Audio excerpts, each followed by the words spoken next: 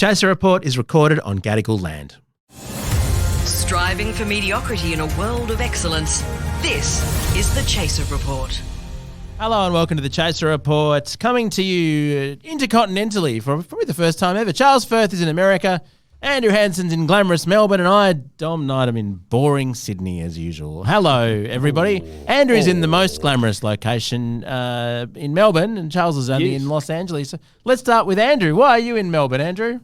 Well, it's the Los Angeles of Australia, but not really. It's the New York. It's actually the New York of Australia. Like to think.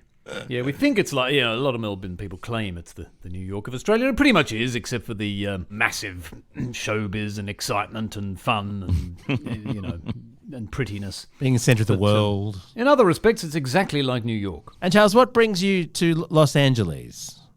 Yeah, well, I'm just taking meetings. I'm just looking for an agent. I want to get out of the hellhole that's Sydney, and I think the fastest way to fame and fortune, Dom, is to, at the age of 46, go and try and make it as a white male in the States. Hollywood who can't act. It's a fantastic way to get embroiled in a mass shooting. You're really in the right place for that. That's fantastic. No. There's no risk of mass shootings, Dom, because it is so fucking hot outside that nobody would dare go out. There's not enough people to shoot outside. So. But you've got to be in it to win it, don't you, Charles? I mean, I know a lot of Australians, we all dream of, being involved in a mass shooting, and they don't happen in Australia. You've got to go to LA to at least have a chance. Yeah, you've got to. You might not make it, you might not get into one, but maybe you will. But chances are you will. Isn't that why the Australian government runs that G'day LA event every year, so that Australians can come over and perhaps get embroiled in and be involved in a mass shooting. Yes. The first time I went to Los Angeles, I went to the Chateau Marmont. My brother said, you've got to go there. That's where all the celebrities are. I was incredibly excited. I thought I was going to meet some big names and schmooze and rub noses with the great stars of America. Yeah. And the first person who walked into the room, the only person that night who I recognised at all, was Richard fucking Wilkins, who was there for G'day LA. Oh, no. Who would detract really from any room that he enters. So yeah. Is that what they tell Australians arriving in LA just to get them, make sure we're not near the celebrities? They say, oh yeah, the Chateau Marmont, you must go there. Wink, wink. That's right. Well, at least nobody shot me. I was winning. Hey, we'll get into why Charles is there in a moment. The Chaser Report. News a few days after it happens. If you want to listen to this ad-free, chaser.com.au/podcast is the place to go. Now, Charles, what do you make of LA, though? Seriously, are you really looking to move over there, where dreams come true? No, it's the most awful. It's just the most awful place on earth. It really is. It is hell on earth. It is just horrible. Let me just run you through Los Angeles. So first of all, I'm a little bit vague because I took one of those gummy bears this afternoon. Oh. So I'm a bit slow because it's completely legal to have marijuana in California. So, and apparently it's all scientific nowadays. So they put exactly the right amount of THC in the lolly and you just eat it and it's all nice. Except for the fact that it doesn't make you stoned. It just gives you a sort of mild headache and makes you feel a bit vague for a few hours. It's just terrible. And given your normal levels of vagueness, Charles, that's... Well, it sort of made me grumpy and headache. It made me like you, Dom. Are you on the gummy bears, Dommy? Is that the thing? Oh, never not on them. Yeah. You were importing those. It's so hard to know where the gummy bear begins and my personality ends. Really, they've morphed. But that's not the worst thing. That's just sort of like an annoying thing that I thought was going to be good, but actually it was just a huge disappointment.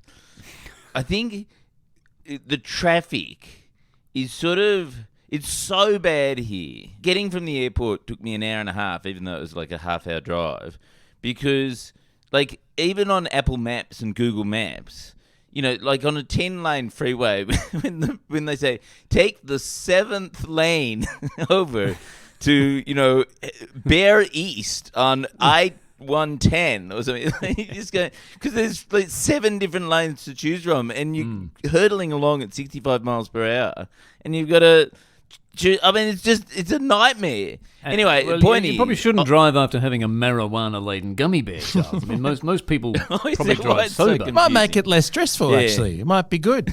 Surely California is the one place Apple Maps works, Charles. In the entire world, it'll be the only place. no. Oh, shit. No. Google's still better. But no. But what it makes me think is, I tend to agree. You know how all those billionaires got in trouble, like Taylor Swift got in trouble for taking a 7-minute jet ride from one end of LA to the other.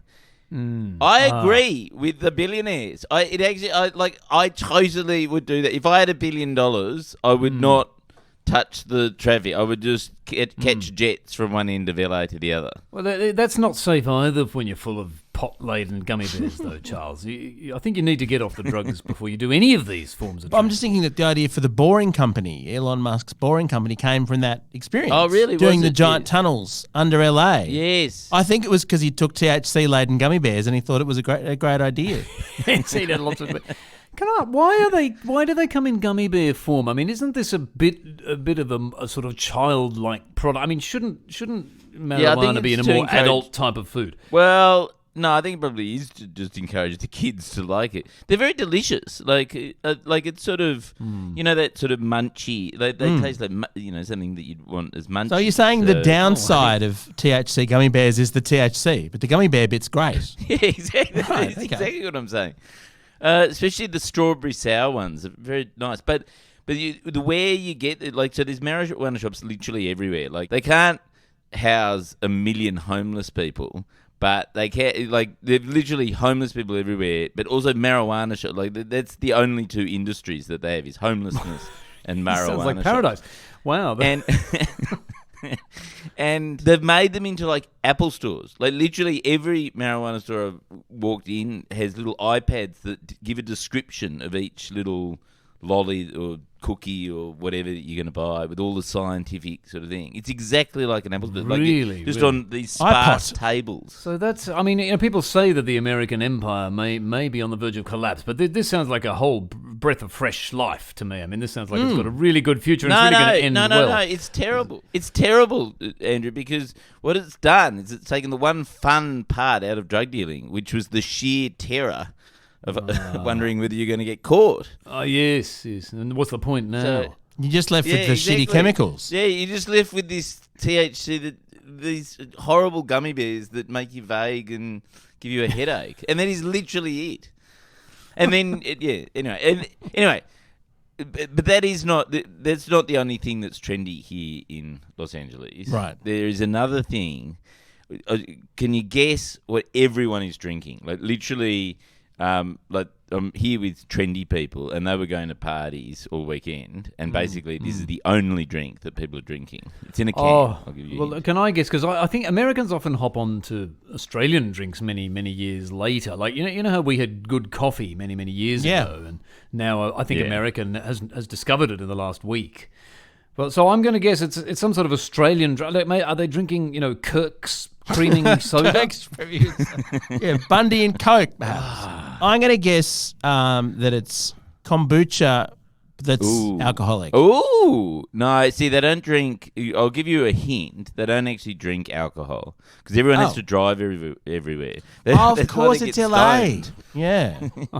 Okay. Yeah, you can't drink and drive. You just. But that's you how can you buy take gummy bears. marijuana at every street corner. Yeah, that's Is it? right. Are they smart I'll give drinks? you a hint. I'll tell you what the brand name is, and you guess what it Okay. is. It's called Liquid Death. Everyone is drinking. and Liquid what do you Death. reckon? So everyone's Liquid drinking Death. Liquid Everyone, at every party, and it goes on sale somewhere, and it'll just go in minutes. Is it pure Like, literally. adrenaline to counteract the effect of the gummies? You've had the gummies, That's a great you're a idea. bit woozy. That and- would sell. yeah. that would Liquid sell. Death. a very low dose of arsenic or something? Does it kind of pep you up in some way? Or Well, probably knowing that the ingredient is water. It's water. It's just canned, plain, like sort of very still plain water, right? But probably knowing America's plumbing system, it probably does have a bit of arsenic. It would in have toxins in it if it was regular American water. It would be fatal. Yeah, It's got nothing else. If you're in, it's probably water from I think Flint, Michigan. It's imported. It's imported water from Poland, actually. But no, but that is what everyone drinks at the moment, and it looks exactly like a can of beer.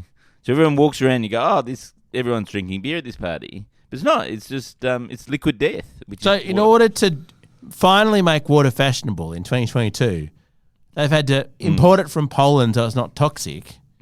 And call it liquid death. I mean, water's never had the bad boy image. It's always been, a sort of staple, a boring staple. Oh, look, I think that's right, and I think that I think the thing that was preventing people from drinking water was just bad branding. Like, I'm so glad that water's finally found Dice with death. Drink water. its place for once in the food chain. I think you're right, because it was this kind of hippie health food water for too long, wasn't it? It was sort of seen as this thing that was good for you, so nobody wanted that. Yeah, exactly. Have you actually tried it though, Charles? Like, 'Cause just I think of must all say, the people who could have been saved from dehydrating to death if we just rebranded water earlier. They just didn't want to drink water because it was the wrong brand, and they died. Well, even historically, Burke and Wills and all those sorts of people, they probably should have Yes. had some liquid death with them, and they would have been fine. The Chaser Report. Now with extra whispers. have you tried it though? Because I can imagine the news that Charles Firth was rolling into town. People would have been hiding their alcohol supplies and just saying, "Look, no, Charles, it's just water." Just water in the liquid death can.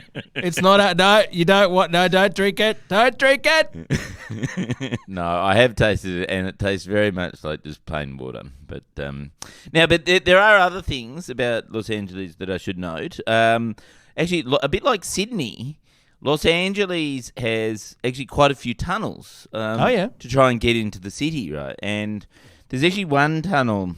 It's quite long. It's not sort of cross-city tunnel length, but it's as long as any decent-sized traffic tunnel in Sydney.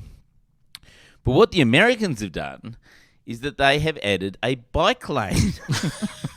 Right. Oh, that'd be pleasant. This traffic tunnel, So right? you can cycle And a tunnel. How lovely. Yeah, because everyone, LA is very flat, and so everyone just rides bikes and e-scooters. I mean, not as many people who drive cars, but yes. So I decided to get on my scooter and go through this tunnel. How was that for you? It was terrifying, right? But not as terrifying as about halfway along when I come across this homeless camping on the bike lane.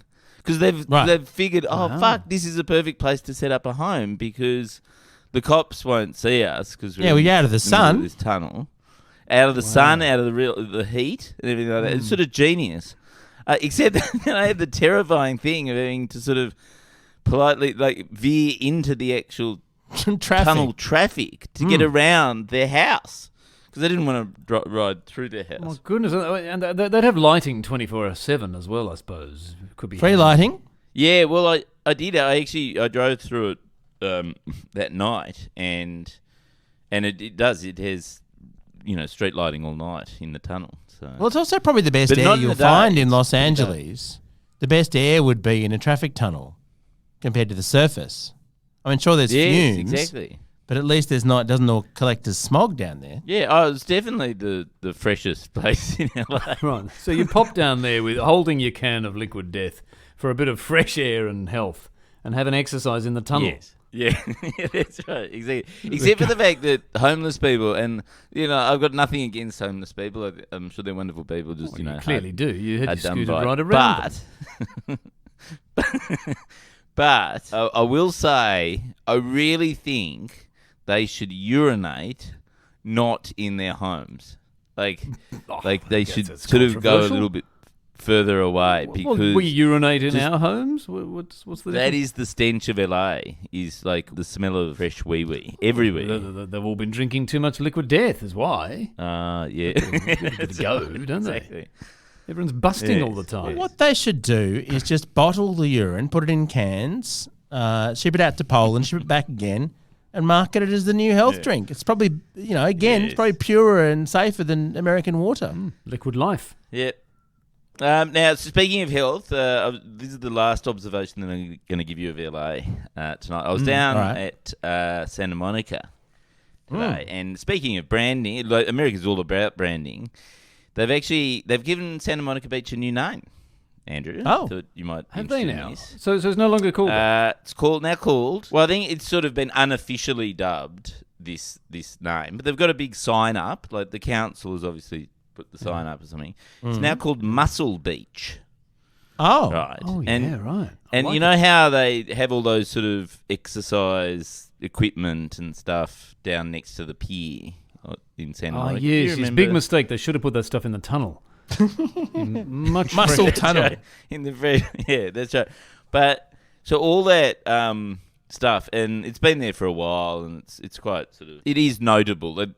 It's a known thing that, you know, you see these muscly, fit bodies down at Santa Monica and Venice Beach. What were you doing there, the local council has named this. They put Muscle Beach the birthplace of physical fitness boom of the 20th century. Right? So they're basically claiming that they invented physical fitness. I went there last time I was in LA. I went down there. Did you? I did. And you were at Muscle Beach. I walked past Muscle Beach and didn't partake in the outdoor gym. But the great thing was... Was it called Muscle Beach when you visited? I think they probably not wasn't. officially. And they saw Dommy and thought, we need to rebrand this a place Yeah, immediately. we need to rebrand this. This place is tragic. Look at that guy. This is for muscles. Look at that man. We need to take action urgently. Let's turn it into a fitness beach. I inspired the fitness boom with my lack of fitness. But the great thing was, right next to Muscle Beach, I walked past, and this is before they'd completely legalised pot, and you're supposed to have it for health condition. And I walked past. So, about 20 metres from Muscle Beach, there was a giant weed store, and this guy came out and was like, "Do you want any weed, man?" And I said, I can't. I don't have a medical condition that requires it. And he said, "You look pretty stressed. I'm a doctor. I can diagnose you." So they can provide you with the medical condition in the store, Yeah. can they? The one that you need. And I must say, watching muscly people working out on the beach Was did his stress name me quite a Dr. lot. Nick Riviera? Yeah, pretty much. So American. Don't have a medical condition? Come into the store and we'll give you one. Make one up. So why are you there? You seem to be hating it, Charles. Yeah, I'm hating A it. urine-soaked Horrible. hellhole with traffic. But I'm only going to be here for a couple of weeks, and then I'm going to New York. So Wouldn't you rather get knocked back for TV show ideas in Australia? Well, no, this is the problem. Like, no one says no to me anymore. Can't even get the meetings.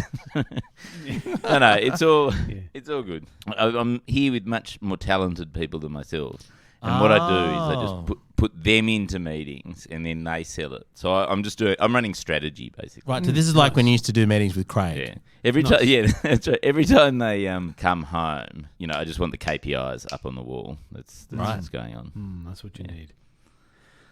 Well, Charles, cheer up. You're in the birthplace of physical fitness, so there you go. It's made my day to hear what a shit time you're having, Charles. Thank you so much. You're welcome. Our Gears from Road, we're part of the Acast Creator Network. We'll catch you tomorrow.